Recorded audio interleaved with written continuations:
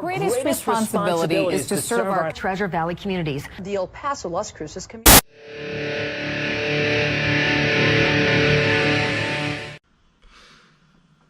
Hey everybody, how's it going? It's Let's Get Learned. Today we're going to be talking about the book Stealth Warfare by the retired Air Force General Robert Spalding. What I really like about this book is that he goes into kind of detail how the Chinese Communist Party is growing over the United States and the world, but also he acknowledges that the Chinese Communist Party isn't just a bipartisan issue. Like, it's not just the issue of the Republicans and Democrats. The problem is being amplified by both Republicans and Democrats, which I love. So he goes straight for the jugular and says, yeah, they're both contributing to the problem. He said for the Republican Party, the person that's the most problematic is Mitch McConnell, because he is kind of in bed with the Chinese Communist Party in a sense, literally, where his wife actually has ties to Chinese companies. His wife's family has ties to Chinese companies, therefore has ties to the Chinese Communist Party, because you gotta remember, the Chinese Communist Party owns all the companies, but not just that, but they own all their citizens as well. And I will talk a little bit about that, because the Chinese Communist Party thinks it owns all ethnic Chinese people. It's ridiculous, but we'll talk about that later. For the Democrat Party, the person that is most in bed with the Chinese is actually Hunter Biden. So the Biden family is in cahoots with the Chinese Communist Party too, with deals.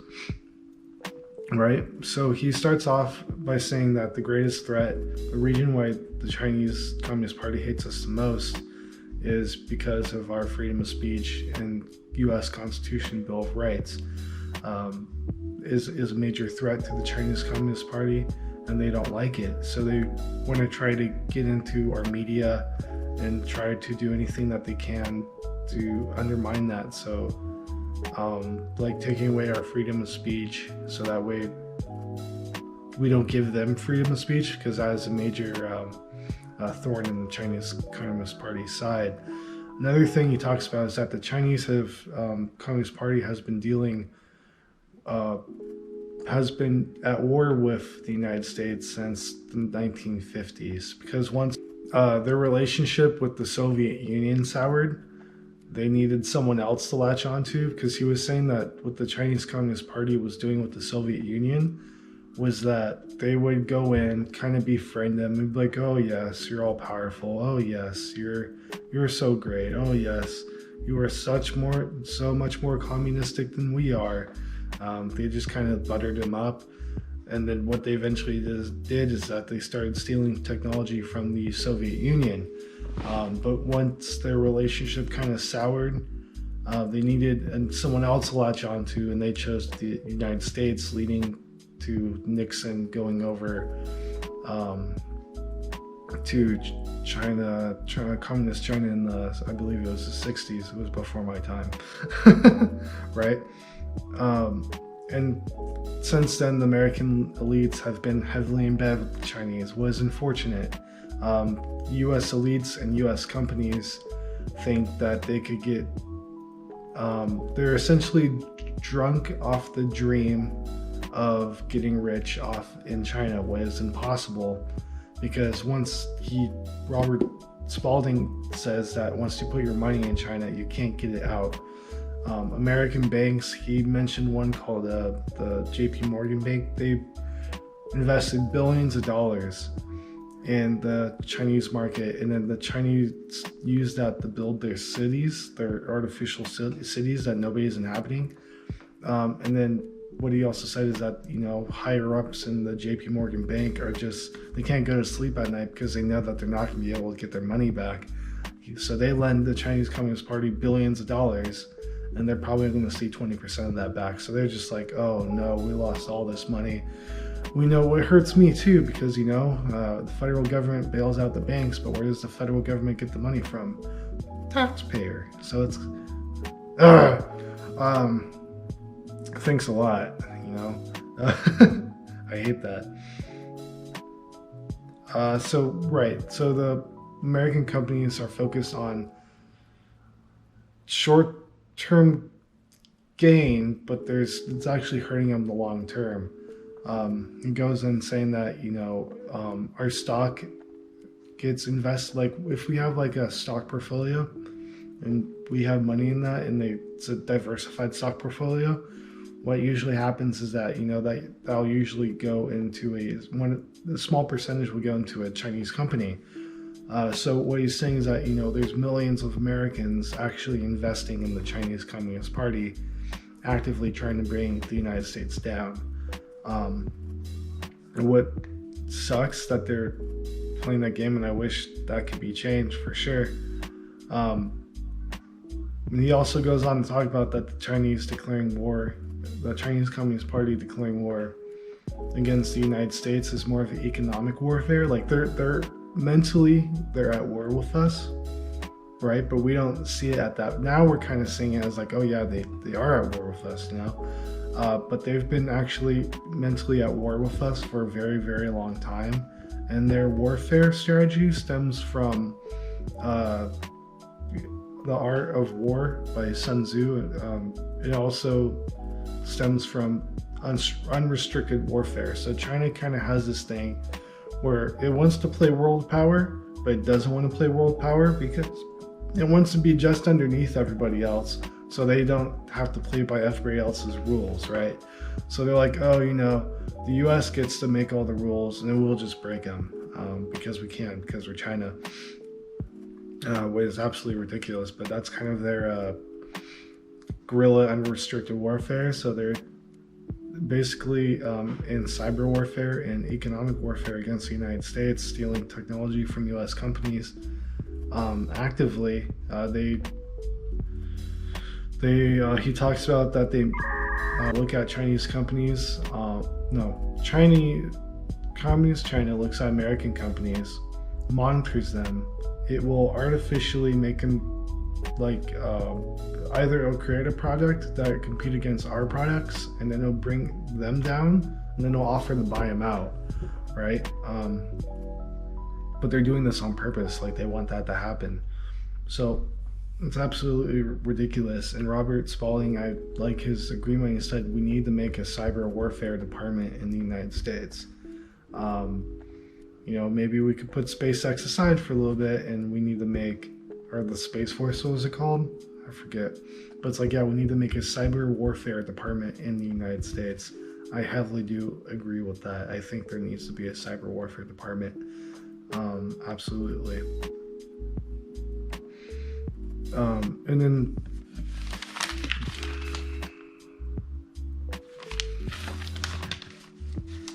he also says that the Chinese Communist Party is sending students over here to act as spies on purpose to try to get technology, but at the same time, they're also going to campuses and they're also talking to Chinese nationals, trying to get information from them.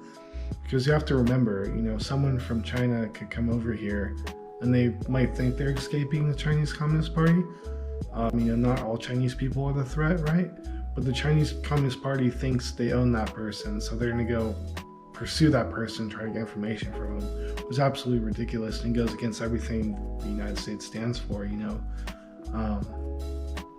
He also talks about how the Chinese Communist Party wants to do the Road and Belt Initiative, but that's actually just basically Chinese version of imperialism. How they want to go around and they say they're developing countries, but they're really robbing them in the long term. You can see this in Africa right now, that China is proactively colonizing Africa. Later. And then I'm going to read a quote from page 187. We need to ensure that fair trade is actually fair and force China to comply with international trade laws. We need to educate and incentivize Wall Street and captains of industry to stop promoting investment in China until it complies with trade requirements and accounting practices. We need to invest in America, our infrastructure, our manufacturing, our R&D capabilities. We need to ensure that 5G and all data in the United States is protected and secure. We need to restructure, rethink, and reprioritize the U.S. military to meet the challenges of warfare realities of the digital age. In all of these areas, our leaders need to do one thing that others have failed to do in over the past 40 years. They need to take a stand. Right, the American elites are kowtowing to the Chinese Communist Party, and they really should not be doing that, especially for American best interest. America is a little bit better off because we don't have everything being manufactured in China, but some other countries need to put that in consideration and really try to pull their manufacturing, especially with weapons, out of China and back into their own countries. With the whole Uyghur situation right now in the Chinese Communist Party, what Robert Spalding kind of brought up this good scenario is that a good way to get back at China for this is to go to Middle Eastern countries and then talking about, because of the whole Uyghur thing, they need to boycott the Chinese Communist Party with oil because China gets most of its oil from the Middle East, some of it from Russia, but Putin doesn't like China at the moment. So if the Middle East boycotts oil going through China, then the Chinese have to be forced to buy from Putin, which will amp up their prices and kind of I think that's a really good way to get back at the Chinese Communist Party. Also, Robert Spalding says that China fears the 4 American freedoms, and I'm going to share them with you. China fears the American freedom of expression. China fears the freedom of every person to worship God in their own way. So as you can see, the persecution of Falun Gong and also house Christians in China. Also the Uyghurs, the Muslim Uyghurs in